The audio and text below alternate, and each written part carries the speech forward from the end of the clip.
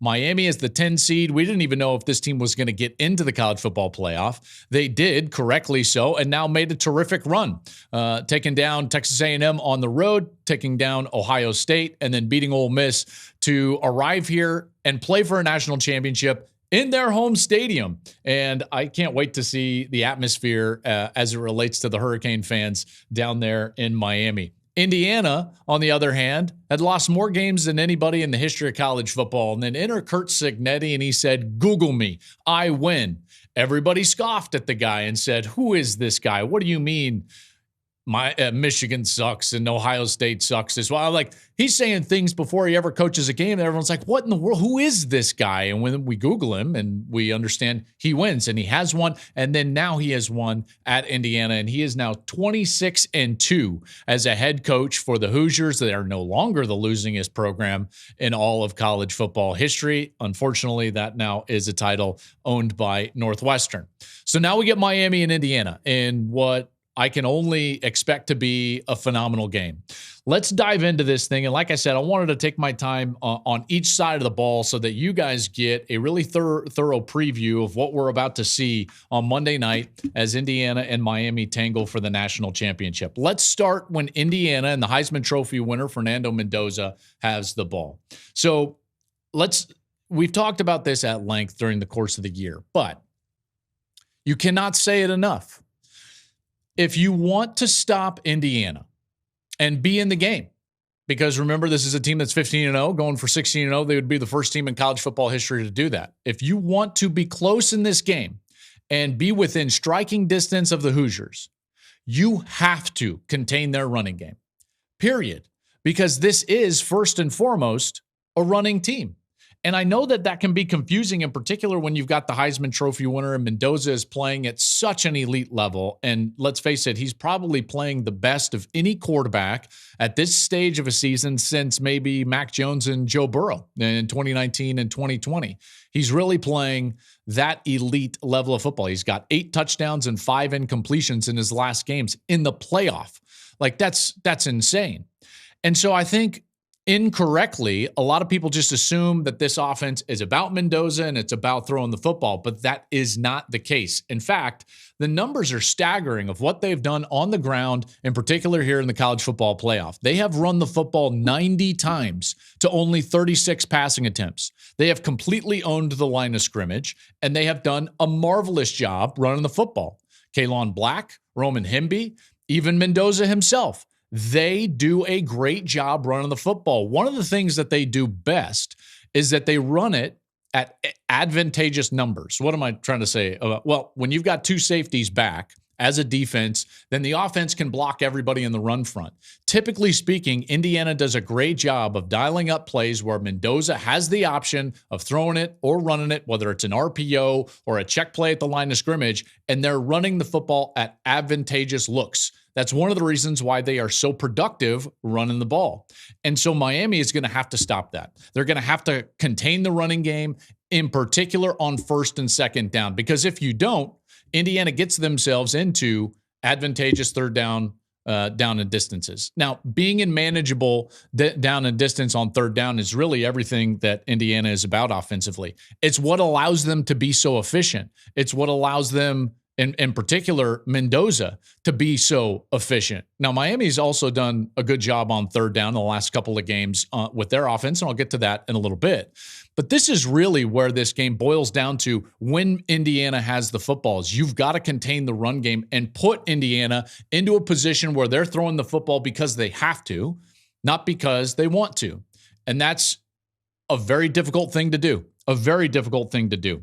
One of the things that I look at in this game is disguise, and in particular from Miami's defense and their safeties. Okay, so if you look at Miami's defense, they run single safety, whether it's cover 1, a form of brackets, or cover 3, basically a middle safety look about 60% of the time, just over 60% of the time.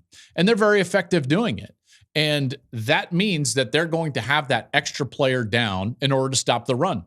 I would anticipate that Indiana, at least early in this game and possibly on first down, would be throwing the football because they like to call plays, they like to check plays and get into looks where they're attacking the defense, where the defense is weakest. I look for them to be on the perimeter early in this game because of that look from Miami's defense in terms of that single safety, about 60%, like I said, single safety. From Miami's perspective, I think the question becomes like, how many resources do you commit? Do you have to commit in order to stop the run, contain the run, force Mendoza to be in third and long? That's a big question. Heatherman has done a great job, the defensive coordinator. He comes in, obviously it's a terrific hire by Mario Cristobal, and they run a very sound and simple structure of defense. It reminds me a lot of what Minnesota did when Heatherman was there. It reminds me in part, not exactly the schematics, but a little bit of what Iowa does. They don't run a ton of man coverage. There is a lot of zone, and they allow their defensive line to work, be active, and own the line of scrimmage. Well, when you've got Mesidor and Bain up front, you can do that. And those guys have been outstanding. In fact, nobody in college football has more sacks than Miami. And putting pressure on Mendoza is going to be paramount in this game. They weren't really able to do that against Ole Miss, partly because Ole Miss offensively, they like to get the ball out quick. Chambliss did a nice job scrambling around, and they neutralized the pass rush. Another team that was able to neutralize the pass rush earlier this season was SMU. Again, mobile quarterback. And that was Jennings for SMU. And SMU ultimately won that game, partly because Miami didn't get a lot of pressure on Jennings. So how do we get pressure, if we're Miami, on Fernando Mendoza? This is a guy that gets the ball out quickly. He knows where to go with the ball, and he's playing at an elite level. That's a big question. Do we have to blitz? Can we win with our front four, with the defensive ends? There is one matchup that I think really favors Miami in this one, and that is either of those ends, but maybe more specifically Ruben Bain, against the tackle, Benson. I would load up against Khalil Benson. Now, he's not a bad player, but I do think he's the weakest part of the Indiana offensive line. He plays at right tackle. I would try to get Bain 15 to 20 rushes in passing situations against Khalil Benson. Now, a couple of keys here. One, get them into passing situations. There it goes back to containing the run game. If you can do that, now you can get into obvious passing situations and you can create a matchup that's advantageous for you. All right, that's obviously what Miami is going to try to do. And if they can win that matchup, now Mendoza is under pressure and maybe you can knock him off of his spot because no one's been able to do that in the playoff. This guy is playing unbelievable football. 8 touchdowns and 5 incompletions in the playoffs.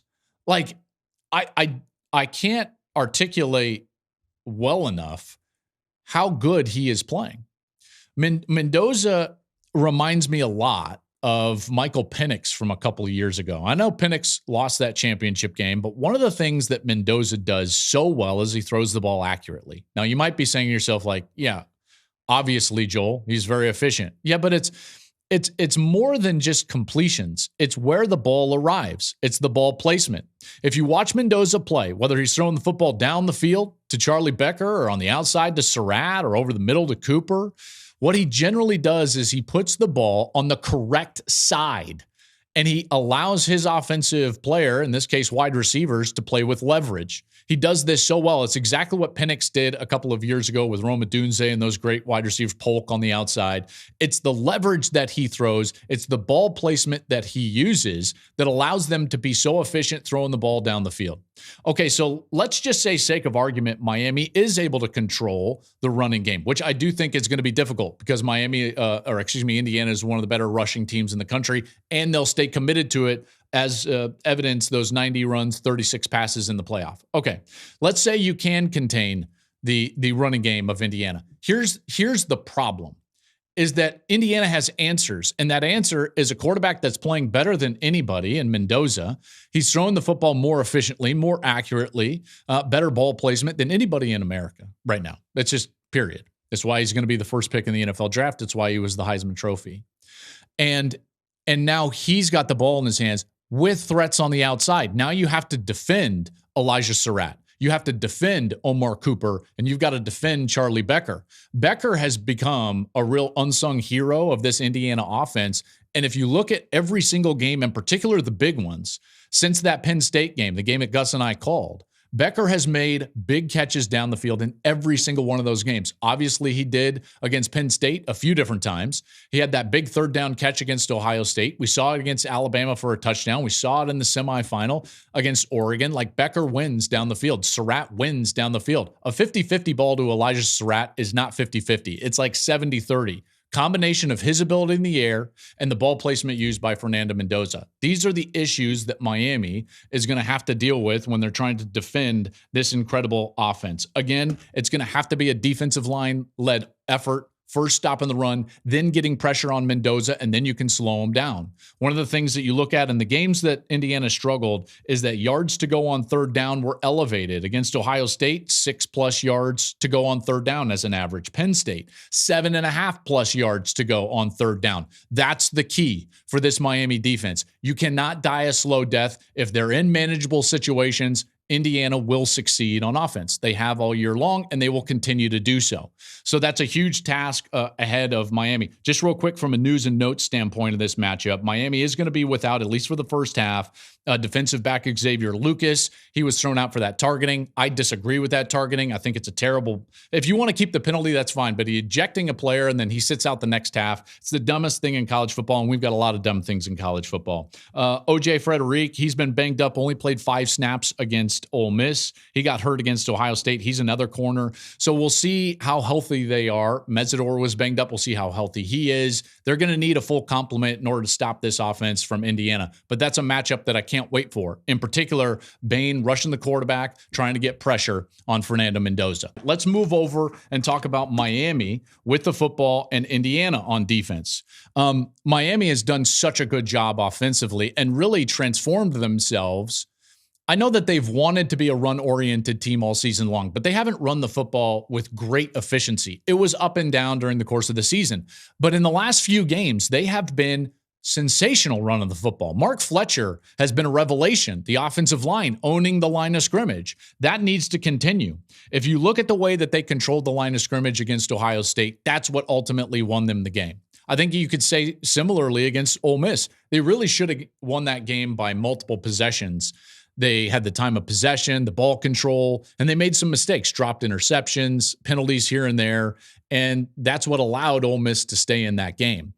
But their blueprint starts with Fletcher running the ball and letting that offensive line, which is a great offensive line. I think Miami has one of the better offensive lines in the entire sport. They're playing as such currently. That's a huge feather in their cap right now, and they're going to have to continue to do that in this matchup.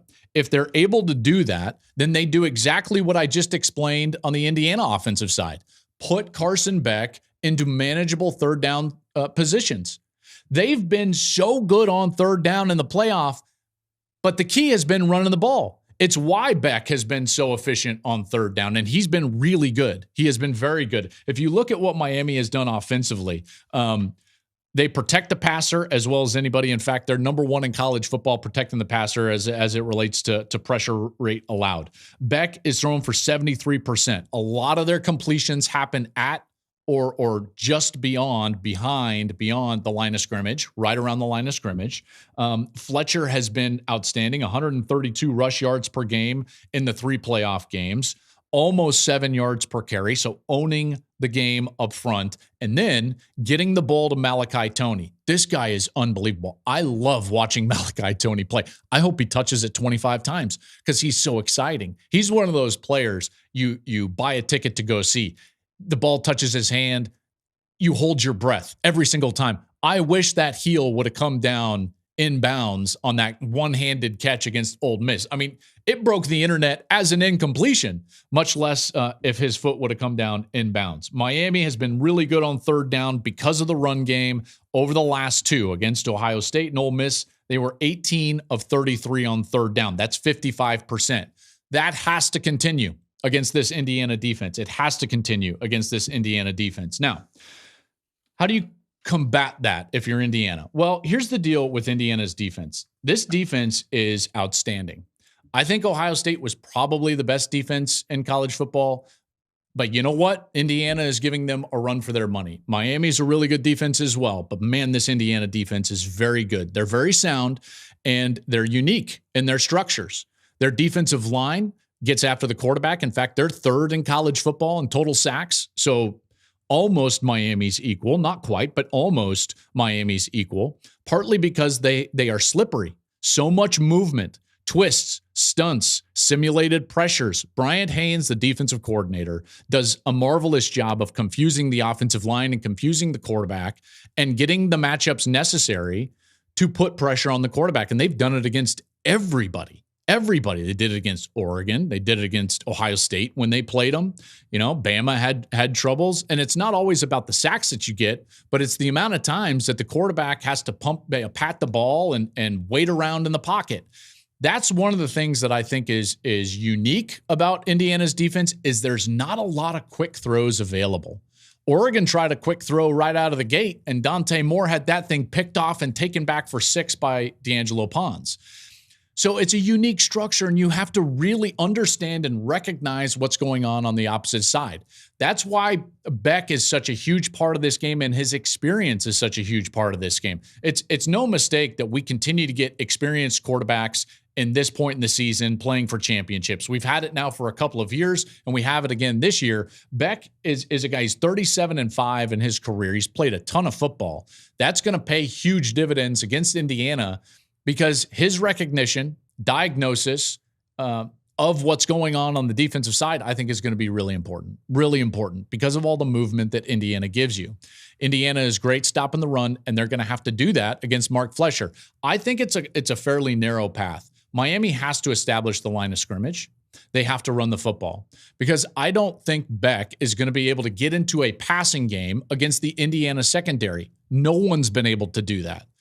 That's not a knock against Carson Beck and the passing game of Miami at all. It's just that no one's been able to do that. We thought Ohio State had an elite passing game, but that did not pan out against this Indiana team.